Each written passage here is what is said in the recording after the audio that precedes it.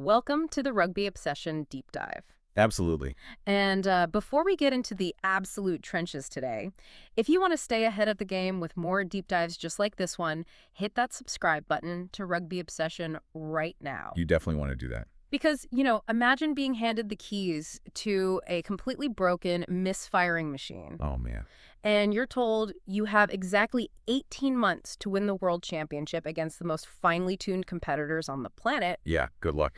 Right. Most coaches will tell you it's impossible. They'll demand a full 4-year cycle to rebuild the culture from the ground up. Oh, of course they will. But history actually tells a very different story. So today, our mission is to analyze a seriously thought-provoking article by Neil Squires from Rugby Pass. It's a great piece. It really is. It's titled, "Should England Stick or Twist with Borthwick? RWC 27 clock cannot be used as an excuse." And alongside that, we are tearing into the comment section, which is absolute chaos right now, by the way. Oh, the comments are always wild. They are. But we're looking at some highly opinionated, intensely passionate ideas from the fan community. And, connecting this to the bigger picture, even if you aren't a diehard rugby fan tuning in every single weekend, you are going to find this fascinating. Yeah, totally. What we're really examining today is the anatomy of leadership under just, extreme scrutiny. We're looking at the mechanics of high-pressure turnarounds and dissecting why this universally accepted, almost sacred 4-year cycle for building a successful team. The famous 4-year cycle. Exactly. Why it might actually be a complete myth perpetuated by an industry that's just trying to protect its own. Oh, that's a bold claim. I mean, it's a masterclass in how massive sports organizations justify their decisions, right? Or, in a lot of cases, their absolute paralysis when the pressure is just suffocating. Yeah, and we really need to set the stage properly regarding England's current rugby situation because the temperature is boiling right now. I'm boiling over, honestly. They are coming off a deeply frustrating Six Nations campaign. I mean, they finished 5th out of 6 teams. Just brutal. And to add insult to injury, they were the only team with absolutely 0 players named in the official team of the championship. Not a single one. Not a single Englishman made the cut. So now, with about 18 months and likely just 16 tests left until the 2027 World Cup in Australia, the Rugby Football Union, the RFU, they're staring down the barrel of a massive structural decision. A monumental decision, yeah. Specifically regarding their head coach, Steve Borthwick. Do they stick with him and hope this is just, turbulence, or do they twist and start completely over? Well, whenever a head coach in international rugby is struggling, the absolute most common defense deployed by their supporters, and Neil Squires targets this brilliantly in his piece, is the timeline. The clock. Right, the clock. You will constantly hear that a coach needs a full 4-year World Cup cycle to implement their systems. Yeah, to clear out the old guard. Exactly, and build a winning culture. It's this incredibly neat, very familiar narrative. But we have to look closely at the origin of that narrative, Where does it actually come from? Well, it's often repeated most loudly by coaches, agents, and union executives. Oh, well, there you go. Follow the money. Right? Because it guarantees long-term contracts. And it provides executives with a really convenient shield against short-term criticism. It buys them time. But look at the reality of Steve Borthwick's current record. Since taking over in 2023, he has 26 wins and 19 losses in 45 tests. Wait, 26 and 19? Yeah, that is a 57.78% win rate.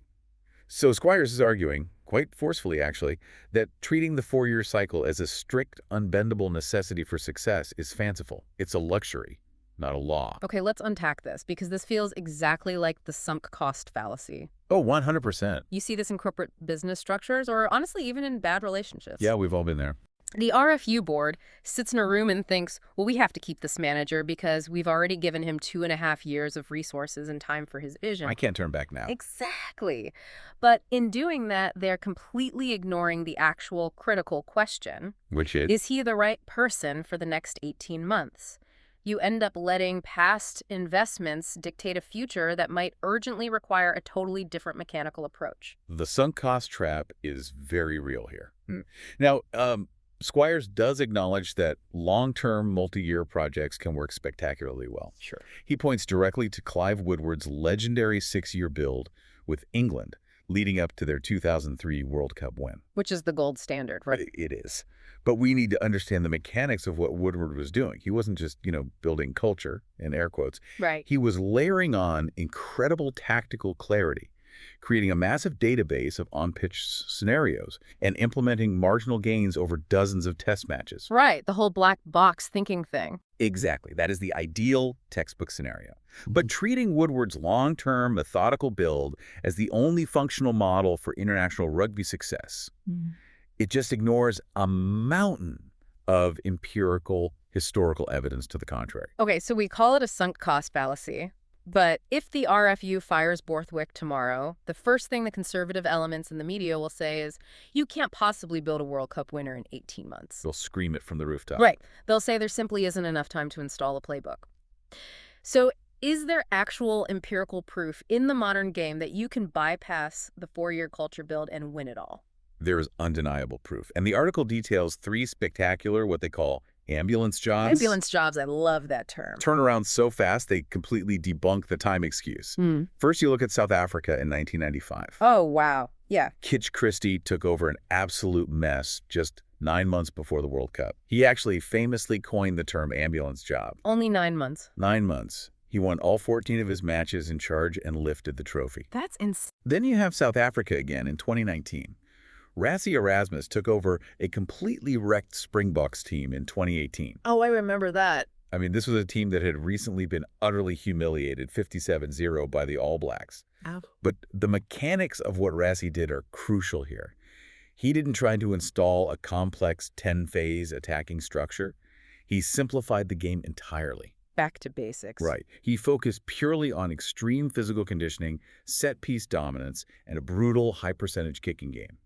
In roughly 12 months, he turned that super tanker around and won the World Cup. Here's where it gets really interesting, though, because it isn't just a South African phenomenon. No, not at all. I was looking at the 2015 Wallabies mentioned in the text. Michael Cheika stepped into a completely discordant, messy Australia situation just 1 year out from the tournament. Just 12 months. Right. But again, look at the mechanics of how he bypassed the 4-year build. He utilized the legendary breakdown duo of David Pocock and Michael Hooper. They were unplayable. Unplayable. And he brought back veteran Matt Giteau to steer the ship.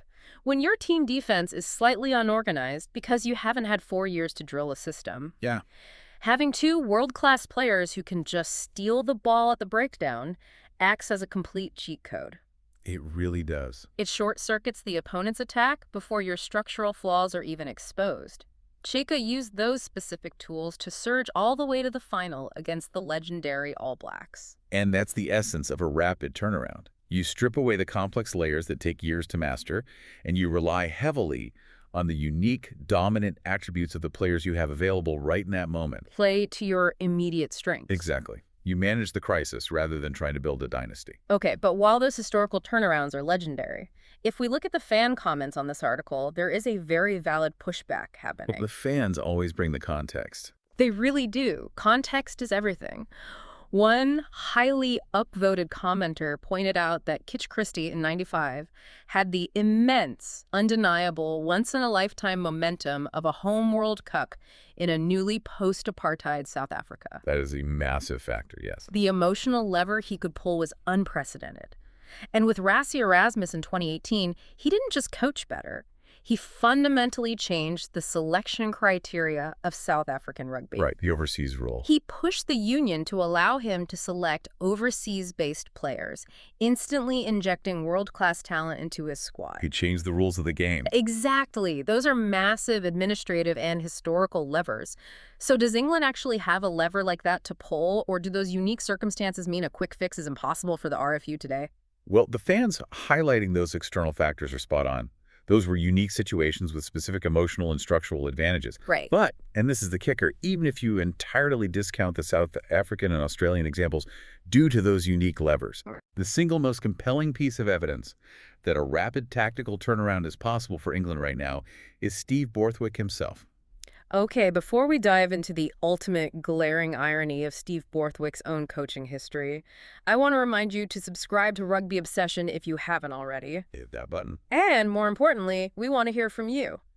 Head down to the comments right now. Do you think a new coach can actually fix a struggling international team in just 18 months? It's the million-dollar question. Drop your thoughts below. We read every single one.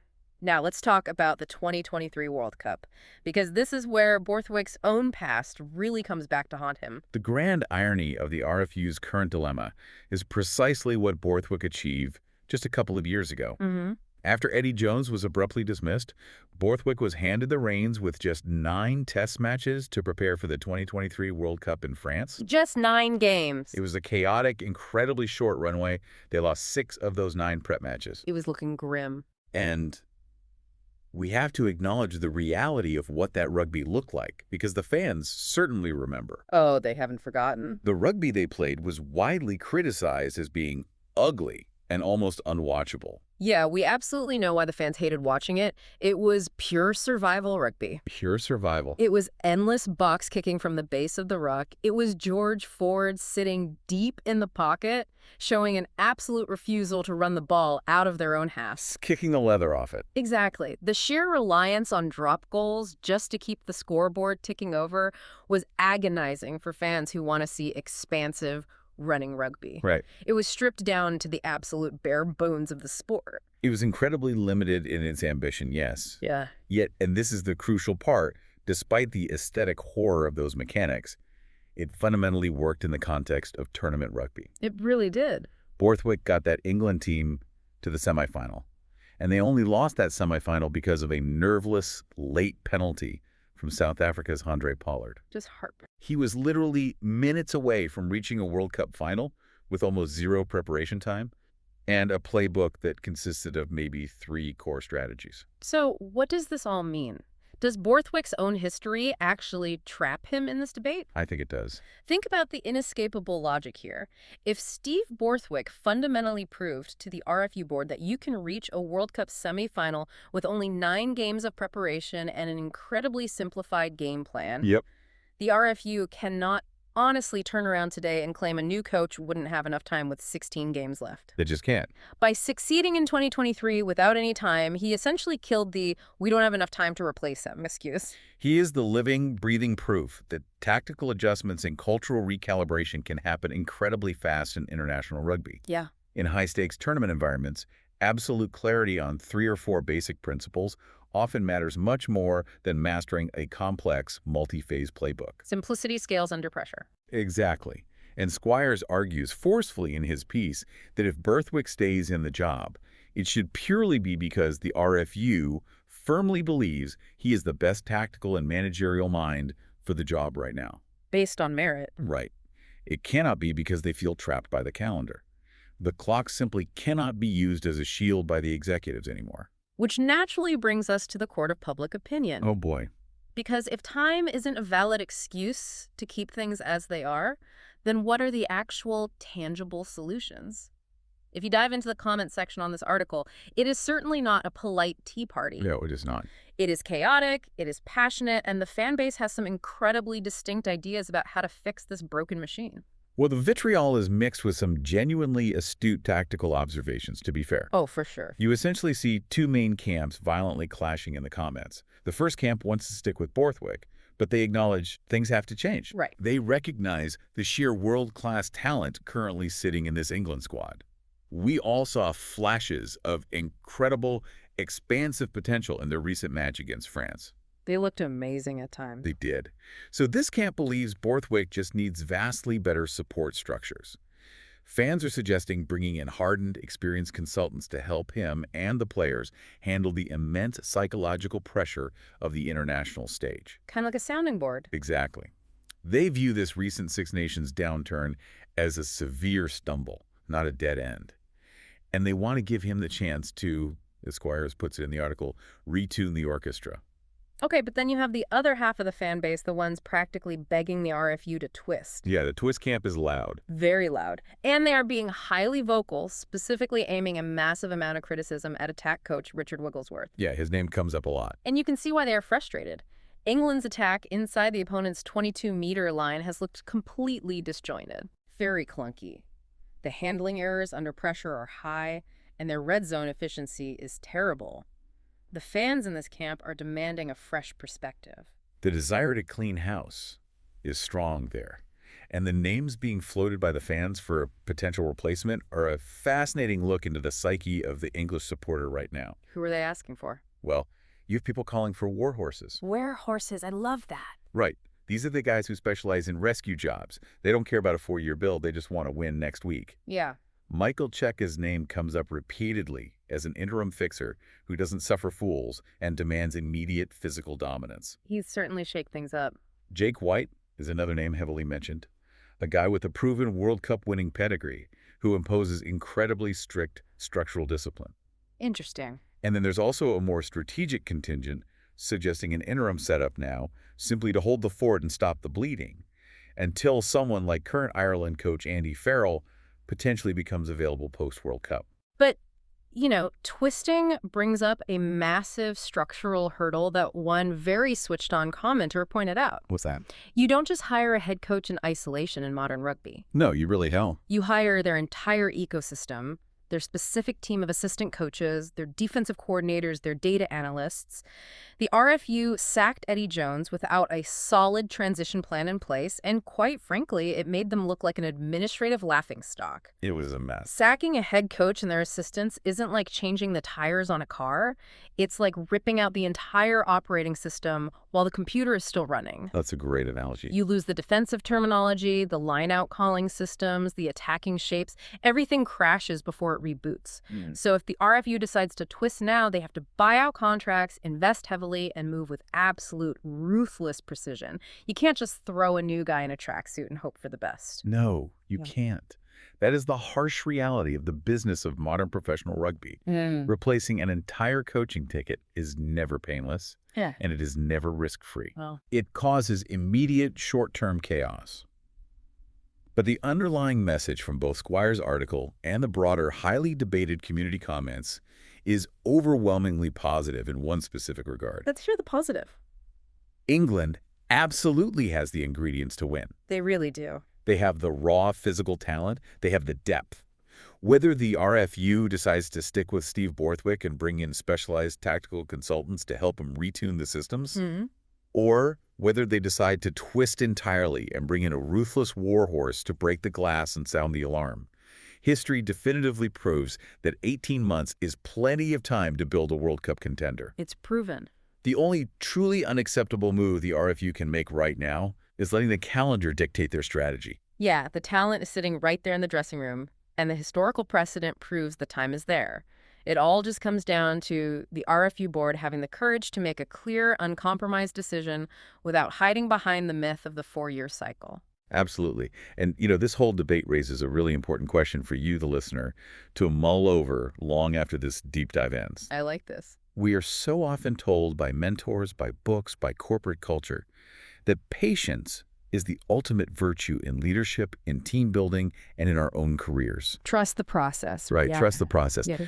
But when the environment you are operating in is highly competitive and the stakes are enormous, is patience sometimes just a comfortable, socially acceptable mask for the fear of making a hard decision? Oh, wow. Are you letting the myth of the 4-year cycle keep you in a holding pattern in your own life or career, waiting for the perfect textbook amount of time instead of taking aggressive action with the time you actually have right now?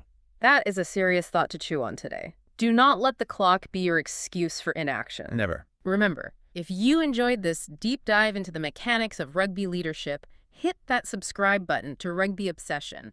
And please, jump into the comments section and let us know your thoughts on Steve Borthwick, the reality of the 4-year myth, or whether you think ripping out the operating system is worth the risk right now. Can't wait to read those. Thank you for listening to the Rugby Obsession Deep Dive, and we'll look forward to you listening to our next episode.